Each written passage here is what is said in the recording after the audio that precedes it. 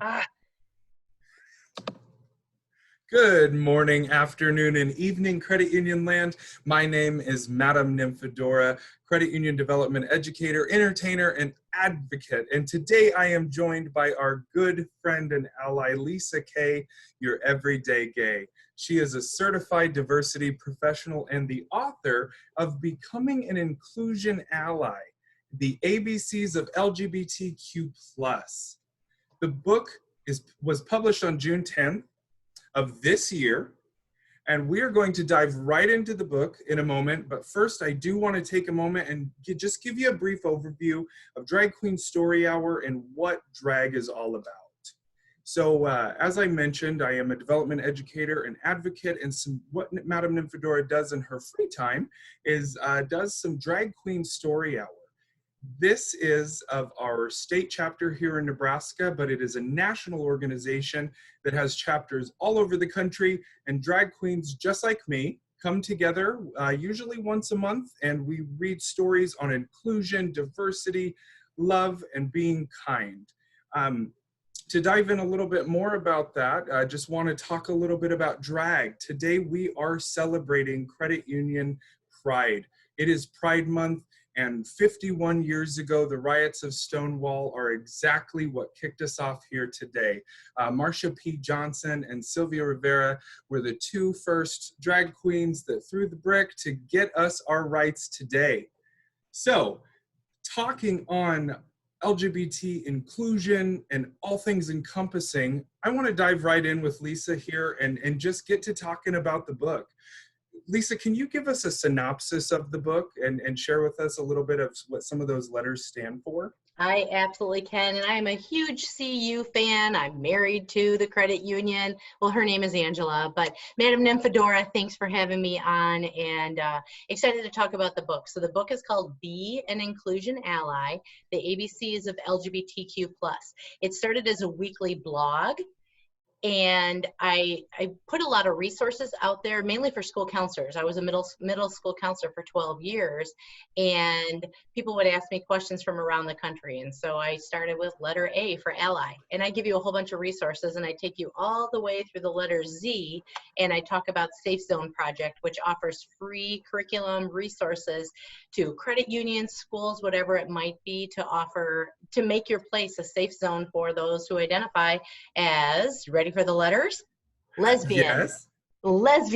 gay, bisexual, transgender, queer, questioning, and then there's a plus that we put in there. And that could be intersex, that could be ally, that could be asexual. It's all in the book, so you can read all about it. Oh my gosh, I love that.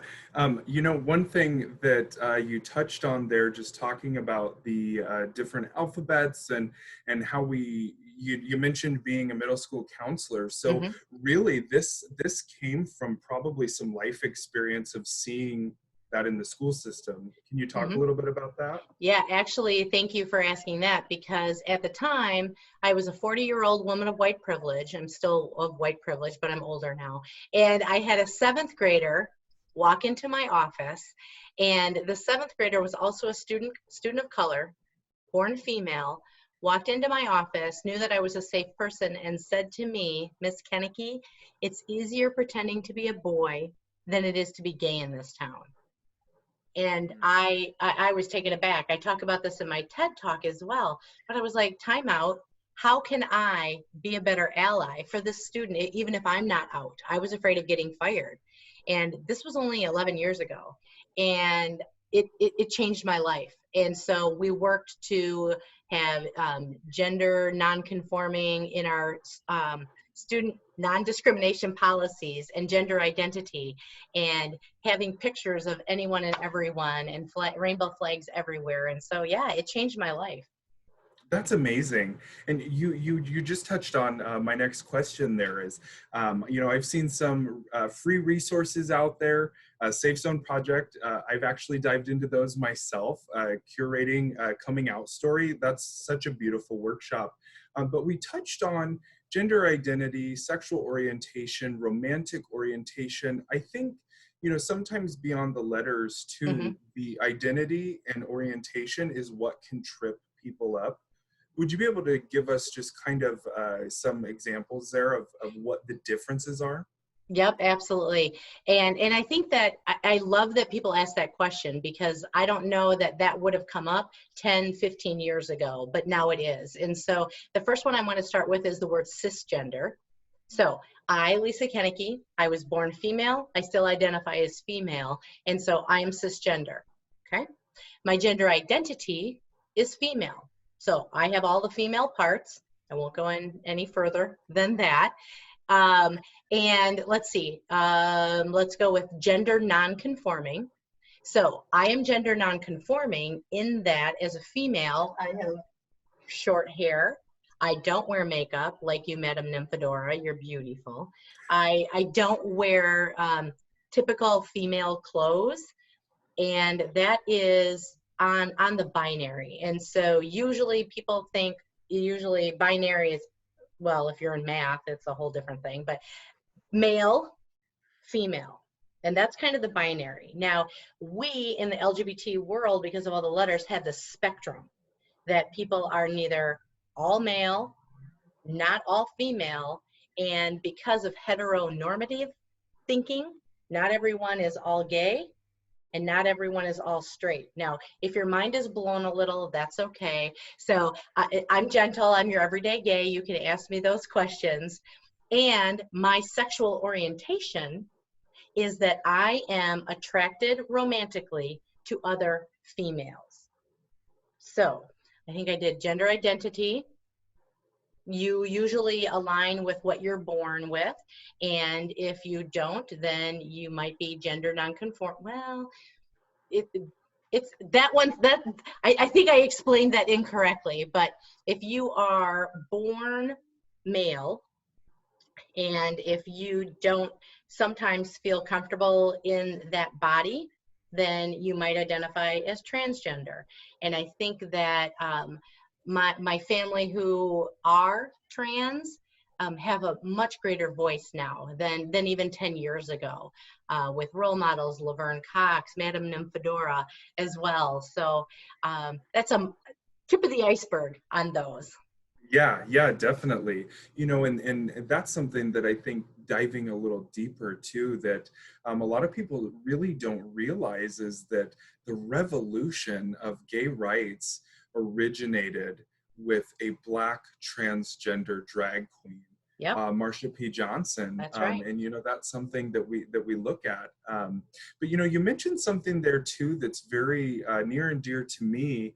My male persona, Dan, they identify as non-binary, and we do look at that as I can't speak for them, but what I can say is that growing up, I think there was that struggle of looking around maybe a board table and seeing all cisgender males and not feeling like they identify with that person, but the second a cisgender female comes in, there's that relatability, and wanting to kind of break down that construct a little bit. And I know when I started doing drag, there were lots of questions. So are you transgender? What does that mean? So that leads me into that next question that might be an opinion question. How do we break down the gender binary construct in our society better?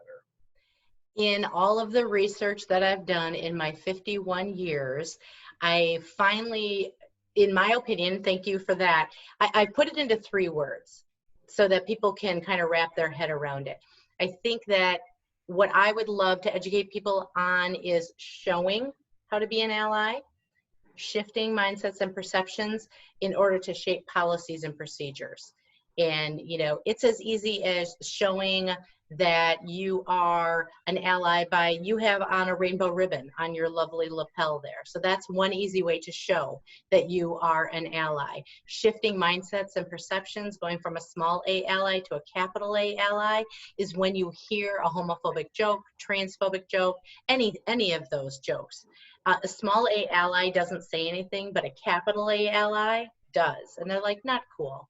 And then hopefully we can shape policies and procedures, because we need to vote, we need to make sure, again, from my experience in the schools, that kids feel safe coming to school. And that means all students or their family members. And with everything that's going on, that's what I want to do, is to show, shift, and shape how to be a better ally. I love that. I love that. And I am going to just show my ally flag here. Yes. Yeah. Straight ally flag, indeed.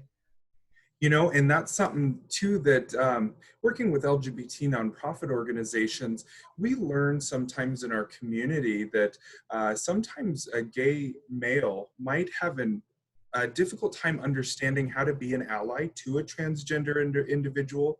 So, you know, I just want to share it out there for our listeners and for folks here today that, you know, an ally doesn't mean that you're a cisgender straight individual. We have got to be allies for everybody that's on our spectrum and in our community. So, you know, touching on that too, Lisa, you shared about kids feeling safe and coming to an educational institution and not feeling inferior for who they are. You know, that's initially too where Drag Queen Story Hour comes from, you know? Can you talk a little bit more about how we can, you know, be allies for those kids? Yes, absolutely. One of the things that I love about my wife Angela and the credit union movement is that you fight for the little person. I don't remember what the slogan was, but back in the day, right? And so I think that part of what is so important about education and can help at the credit unions is taking a look at registration forms even, and so that it's not always the male female pronouns, or you don't assume that it is husband wife. So that's one way that you can start. And when I say that I'm trying to get down into the schools and to the world of education. And that's where the shaping comes into the policies, you know, so that when a student, if they want to get their driver's license when they're 16, that they're not misgendered on their driver's license, and how affirming that will be. And I think that it's coming, and I think that more of us will understand that intersectionality, right? So Kimberly Crenshaw is the one who coined that term. And so we need to think about all intersectionality. So I have behind me, I have the Philly flag.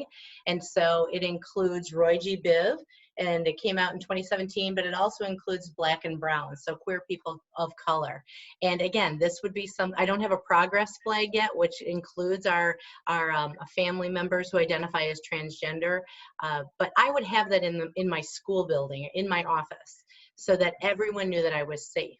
Even if they didn't identify in the LGBT spectrum, if they were allies, it would be like, Miss Kennecke, how do I say this? How do I do this? And that's where it needs to start, my friends. So yeah, I'm all about the education. Absolutely. You know, and you mentioned Black and brown and Indigenous individuals as well that also identify within our beautiful family. You know, how do we experience LGBT individuals, gender identity across different cultures? Excellent question. I can tell you that growing up in rural Wisconsin, because you can hear it in my nose, so I know, right? So those of you who are listening, that's what a Wisconsin accent sounds like. So it wasn't an option for me to be gay.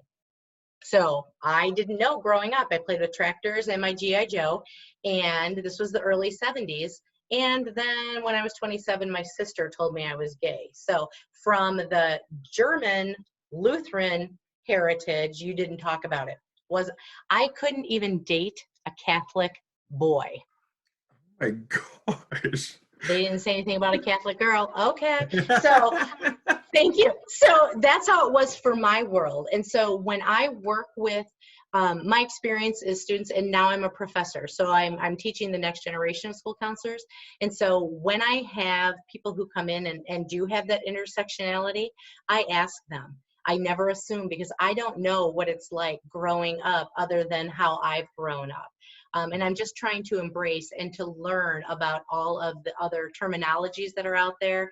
I have an episode on the different flags that represent our spectrum on things as well. And so I think that it's just ask the question. And real quickly, I'll just jump in because I did research before this podcast that third gender has been with us since the dawn of time. And it's in every continent, everywhere, even in Iceland. And it wasn't until, my apologies to those who identify still as European, okay? It wasn't until the Europeans came in and said, that's not okay. Interesting. So when we talk about that too, because I know there's been lots of discussion as of late as well, in regards to indigenous peoples, and two-spirit. And so when we see, oftentimes we collectively see LGBTQ plus, and the plus is not to negate any other identity or orientation. It's collective, and when we see it, oftentimes you'll see a two out there. And that's what it's for. That's what it represents. So yeah, I absolutely love that. I know we talked about it a little bit ago, but elevator pitch. How can everybody be an ally? How can you be a good ally? My elevator pitch to being a good ally is, I don't know that this is in my elevator pitch, but one thing that I strongly stress to everyone is to don't assume. Maybe that is my don't assume. Don't assume that I'm a boy from the back because I have a short hair, because when I turn around, there ain't nothing boy about me, is what I'm saying. So ask questions, and if you mess up, here's my elevator pitch. If you mess up, apologize.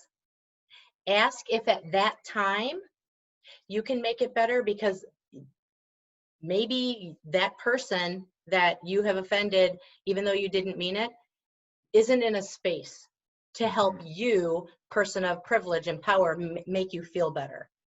And so educate yourself, ask questions, go and learn about, different religions, different, whatever it might be that, is not in your world. And so I think that my elevator pitch is to ask questions and to apologize if you mess up there. Yeah, and just being open with it. I consider myself on the younger end. I think that I have experienced some different things in the world that, especially, like you, rural Nebraska, sometimes we can question ourselves that how we're expressing ourselves isn't the right way. And I'm a huge fan of Queer Eye, and brand new season just came out, and I watched the first one, and it really got me in the emotions, because there was a spoiler alert if you haven't seen it, but there's a question on there that a transgender pastor asks another gay pastor, would you ever tell your congregation that they took too long to come out? And his answer was no. And the other pastor who asked a question said, so why are you doing that to yourself?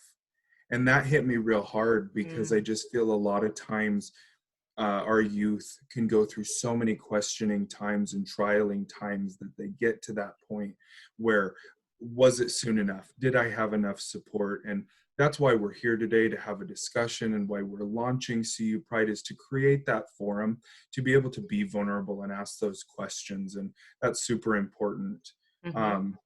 I wanted to add on top of that, but yeah, go ahead. Well, I wanted to show you, so I actually have Q is for queer in my book. Love it. I don't know if you can see that. And I actually talk about Queer Eye in there. And maybe that's where you start. Maybe you watch Ellen and you learn a little bit. Now, again, I don't want to stereotype that we're all that way. But and like you said at the beginning, I'm Lisa K, your everyday gay. Ask me questions. Don't Google it. Or maybe, you don't want to offend someone else. Well, honey, not my first rodeo. You're not going to offend me. And if I don't know the answer, let's find it out together. Let's, lots and lots of resources in the book too for those kind of things. Definitely. And I love that so much.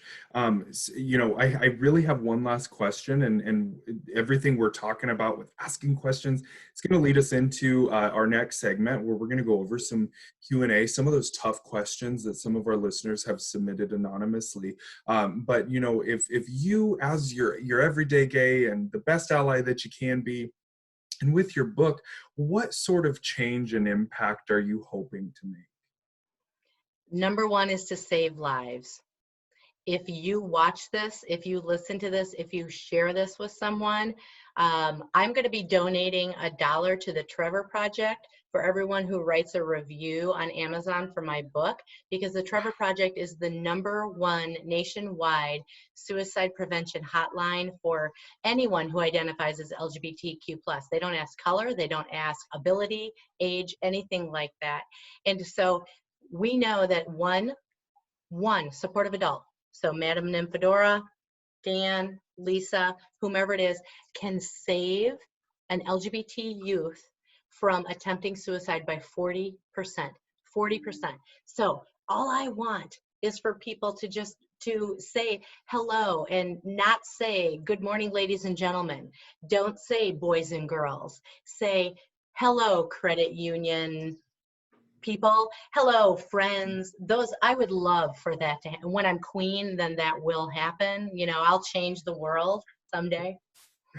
You are changing the world, and I think that's what's so awesome about us coming together and sharing this experience is, you know, we're credit union friends and allies, and we were designed decades ago to change lives and make an impact and be there for people who don't have that representation. And so for everybody out there listening, know that with CU Pride, with Lisa Kay, with Madam Nymphadora, please reach out to your friends. This is a time for us to ask questions, to really dig in and get things answered that we don't know. And that really means being vulnerable. And we don't like it. I know I don't like it, but we've got to do it. Lisa, I really, really thank you for taking time to sit down and chat. I'm so excited about your book.